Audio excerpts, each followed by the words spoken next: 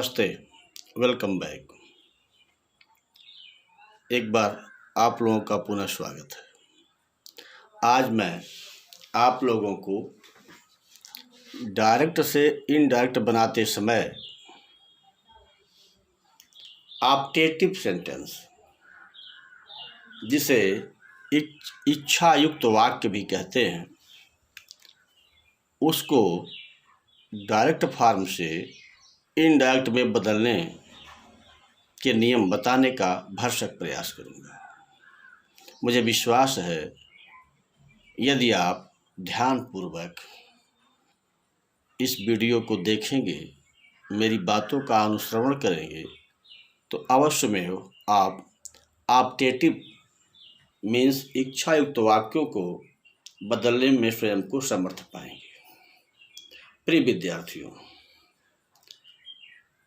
जैसा कि आप जानते हैं, आशीर्वाद, श्राप, किसी के लिए शुभकामना करना या ईश्वर से प्रार्थना करना, हम लोग अपने जीवन में या तो करते हैं या ऐसे अनेकों उदाहरण समाज में देखते और पुस्तकों में पढ़ते हैं। आपने सुना होगा कि शकुंतला को महर्षि दुर्वासा ने श्राप दिया था। उसी प्रकार भगवान श्री राम को वशिष्ठ जी ने आशीर्वाद दिया था। हम लोग मंदिर में जाते हैं, मस्जिद में जाते हैं तो ईश्वर से प्रेयर करते हैं, प्रार्थना करते हैं। किसी को विवाह के एनिवर्सरी पर, उसके बर्थडे पर, नए साल पर या मंगलमय शुभ पर्वों पर हम ग्रीटिंग्स देते हैं। Happy Diwali, happy Holi, happy Eid या हैप्पी न्यू ईयर। इस तरह के जितने भी वाक्य होते हैं जिसमें हम ईश्वर से प्रार्थना करते हैं, किसी दूसरे को श्राप देते हैं या किसी दूसरे को आशीर्वाद देते हैं या कोई इच्छा करते हैं, सदिच्छा करते हैं या इच्छा करते हैं, ऐसे वाक्यों को हम इच्छा युक्त वाक्य या ऑप्टेटिव वाक्य कहते हैं। ऑप्टेटिव वाक्य की विशिष्ट पहचान ये है कि they begins with the word may. Optative sentence begins with the word may. Optative वाक्यों की शुरुआत में, MAY में से होती है, but it is not compulsory. लेकिन यह अनिवार्य नहीं है। Sometimes we see some examples without may। कभी कभी हम ऐसे भी एग्जाम्पल्स देखते हैं जिसमें मे का प्रयोग नहीं होता है, लेकिन वे भी ऑप्टेटिव सेंटेंस के अंतर्गत आते हैं। ऑप्टेटिव सेंटेंस या sentences are a part of exclamatory sentences. Optative वाक्य विस्मय बोधक वाक्यों के ही एक अंग है। And we use mark of exclamation means interjection in the last of the sentence, same as in exclamatory sentences. जैसे हम विस्मय बोधक वाक्यों के अंत में इंटरजेक्शन माने एक लाइन खींचकर उसके नीचे बिंदु लगा देते हैं, विस्मय बोधक चिन्ह लगा देते हैं, उसी प्रकार हम ऑप्टेटिव वाक्यों में भी अंत में विस्मय बोधक चिन्ह लगाते हैं।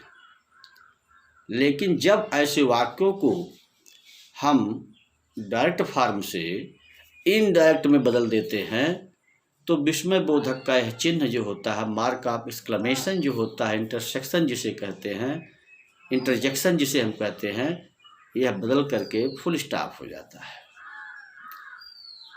तो मुझे विश्वास है कि ऑप्टेटिव सेंटेंस क्या होते हैं, इनका पहला वर्ड प्रायः क्या होता है, इससे आप रूबरू हो गए होंगे। मैंने ये भी बताया कि कभी कभी ऐसे भी वाक्य मिलते हैं जिनकी में से शुरुआत नहीं होती है। जैसे आप लिखते हैं happy new year. Happy new year के आगे आपको विस्मय बोधक चिन्ह लगाना चाहिए।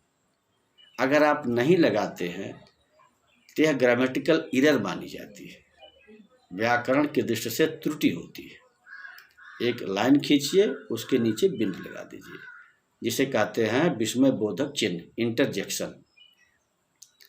तो हैप्पी न्यू ईयर प्रायः हम लोग अपने मित्रों दोस्तों को 1 जनवरी को या जब भी जिस धर्म को आप मानते हैं उसके नए साल के पहले दिन आपको ऐसा विश करते हैं। अब आप इतना जान लें कि हैप्पी न्यू ईयर अगर हम लिख कर भेजते हैं तो this is a full sentence and known as optative sentence. यह एक पूर्ण वाक्य है और इसे ऑप्टेटिव सेंटेंस कहा जाता है। इसके अंत में हमको मार्क ऑफ एक्सक्लेमेशन लगाना चाहिए और इसमें बिगिनिंग में से नहीं है। हैप्पी न्यू ईयर, मैंने कहा कि ऑप्टेटिव सेंटेंस प्रायः में से बिगिन होते हैं, लेकिन यहाँ पर में नहीं है।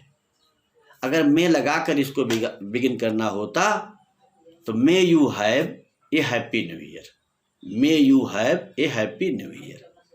चाहे आप कह दें happy new year, mark of exclamation लगा दें, या may you have a happy new year लिख करके मार्क ऑफ एक्सक्लेमेशन लगा दें। दोनों वाक्य एक ही हैं, दोनों वाक्य का एक ही अर्थ है। फर्क इतना है कि एक में से शुरुआत हो रही है, दूसरे में गायब है, लुप्त है, लेकिन बोथ आर ऑप्टेटिव सेंटेंसेस, दोनों ऑप्टेटिव वाक्य ही है। अब हम करते क्या है, ऑप्टेटिव वाक्य जहां पर आते हैं उनको when we want to change any optative sentence from direct to indirect form, first of all we have to change reporting verb with accordance to the meaning of the sentence. जब हम किसी optative sentence को direct से बनाना चाहते हैं indirect, तो हमें reported speech के भाव के अनुसार रिपोर्टिंग वर्ब जो प्रायः सेड होती है उसको बदलना होता है। यदि हम कोई कामना करते हैं, इच्छा करते हैं, शुभकामना देते हैं, ग्रीटिंग्स देते हैं, तो हम सेड को विश्ड में बदल देते हैं, विश्ड, WISHED, विश्ड में। यदि श्राप की बात होती है तो वहाँ कर्स्ड, CURSED, कर्स्ड का प्रयोग करते हैं। हम प्रेयर अगर करते हैं तो प्रेयर तो प्रेड कर देते हैं, PRAYED कर देते हैं। अब हम कुछ इसके उपरांत जब हम रिपोर्टिंग वर्ब को भाव के अनुसार विश्ड, प्रेड, कर्स्ड इत्यादि में बदल देते हैं, तो इस वाक्य को जो रिपोर्टेड स्पीच है उसको हम असर्टिव सेंटेंस की तरह ही दैट कंजंक्शन लगा करके डायरेक्ट से इनडायरेक्ट फॉर्म में परिवर्तित करते हैं। यानी first of all we have to change reporting verb with accordance to the meaning of the reported speech, as in wished or cursed or in prayed. Then we must use all laws of assertive with conjunction that. assertive में that का conjunction का प्रयोग होता है। अब जैसे हम एक वाक्य लेते हैं, he said to me, may you live long। कोई किसी के लिए दीर्घायु की कामना कर रहा है, मेरे लिए कर रहा है। he said to me, comma, inverted comma में, may you live long, आप दीर्घायु हो जाए। इसका मतलब कोई मेरे लिए ग्रीटिंग्स कर रहा है, शुभकामना दे रहा है। जहाँ ग्रीटिंग्स होती हैं, शुभकामनाएं होती हैं, उसके लिए हम विश्ड का प्रयोग करते हैं। तो ही सेड टू मी। अब यहाँ एक चीज़ ध्यान दीजिए कि डायरेक्ट फॉर्म में ऑब्जेक्ट दिया रहता है रिपोर्टर क्लॉज में, लेकिन जब इसका हम इनडायरेक्ट बनाते हैं तो यह ऑब्जेक्ट नहीं लिखा जाता है। अभी जैसे आप कहते थे इसका सामान्य रूप में होता था ही टोल्ड मी, लेकिन यहाँ पर जहाँ ऑब्जेक्टिव सेंटेंस आ गया वहाँ पर हम प्रायः ऑब्जेक्ट का प्रयोग इनडायरेक्ट फॉर्म में नहीं करते हैं। He said to me, comma, inverted comma में, मे यू लिव लॉन्ग। अब यहाँ पर हमें सेड को बदलना है, चूंकि ये विश है, ग्रीटिंग है, तो हो जाएगा ही विश्ड दैट। अब मे इज चेंज इनटू माइट। मे का परिवर्तन माइट में हो जाता है। मैं आपसे बताया था कि टेंस परिवर्तन रिपोर्टेड स्पीच का अवश्य होता है। वर्ड ऑफ नियरनेस यहीं बदलते हैं, प्रोनाउंस का परिवर्तन यहीं पर होता है। May must be change into might. अच्छा, you, may you live long, यहाँ यू है। यू क्या है? रिपोर्टेड स्पीच का सब्जेक्ट है और सेकंड पर्सन है। Second person changes with according to object. तो डायरेक्ट फॉर्म में ऑब्जेक्ट क्या था? He said to me, me था। मी मीन्स फर्स्ट पर्सन, इसलिए यू को बदलना होगा मी के आधार पर, फर्स्ट पर्सन। तो यू चेंजेज इनटू आई। तो he wished that I might live long. He wished that I might live long. ऐसे वाक्यों में कहीं इनडायरेक्ट फॉर्म में ही विश्ड मी लिखा हुआ प्रायः मुझे नहीं मिलता, अर्थात यहाँ पर ऑब्जेक्ट का प्रयोग नहीं किया जाता है, नहीं करना चाहिए। अब इसके अलावा मोहन सेड, यहाँ पर ऑब्जेक्ट नहीं है। Mohan said may God help you. Mohan said may God help you. अब आप ये देख रहे हैं कि मोहन सेड, मोहन ने कहा मे गॉड हेल्प यू, ईश्वर आपकी मदद करे। ऑब्जेक्टिव सेंटेंस आमने सामने होता है, इसलिए अगर कहीं ऑब्जेक्ट डायरेक्ट फॉर्म में नहीं दिया गया है तो हमें मान लेना चाहिए कि वहाँ पर मी होगा। मोहन सेड नहीं दिया है तो ब्रैकेट में लिखे to me. Mohan said to me, समझने के लिए। May God help you. अब मोहन यहाँ पर क्या कह रहा है? मोहन भी आपके लिए ग्रीटिंग्स कर रहा है, इच्छा कर रहा है, सद इच्छा रखे है। तो यहाँ पर विश्ड का प्रयोग होगा। Mohan wished that may God help you. अब यह मे गॉड सब्जेक्ट है। Mohan said, Mohan wished that God might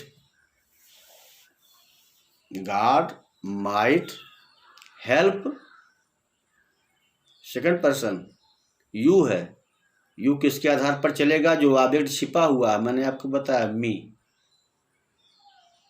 तो यू चेंजेज इनटू मी। तो Mohan wished that God might help me, ये हो गया। इसी प्रकार से जैसे अभी मैंने आपको बताया कोई श्राप वाली बात हो,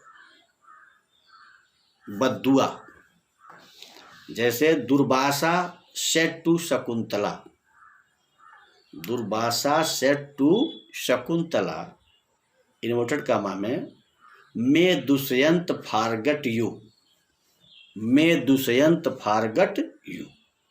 अब यहाँ पर दुष्यंत आपको भूल जाए, जाहिर सी बात है कोई आशीर्वाद नहीं है, अच्छी इच्छा नहीं है, ये श्राप है। तो श्राप होने की स्थिति में हम रिपोर्टिंग वर्ब को विश्ड में नहीं बदलते हैं। कर्स्ड, अभिशापित करना, कर्स, CURSED, कर्स्ड। तो मोहन सेड टू शकुंतला, तो Mohan cursed, Mohan cursed, bracket में आप शकुंतला लिख सकते हैं, वैसे ऑब्जेक्ट लिखने की जरूरत नहीं है, लेकिन लिख सकते हैं।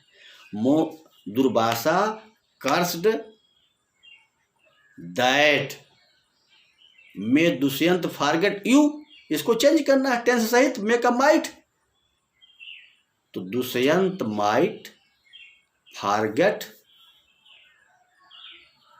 हर, शकुंतला की जगह कहाँ आ गया, क्या आ गया, हर। अगर हर यहां लिखेंगे तो शकुंतला को दुर्वासा कर्स्ड के बाद ब्रैकेट में शकुंतला आप लिख सकते हैं। अन्यथा यहां आप लिख दें कि Durvasa cursed that Dushyant might forget Shakuntala, Dushyant might forget Shakuntala, आपका उत्तर एकदम सही होगा। मेरे प्रिय विद्यार्थियों,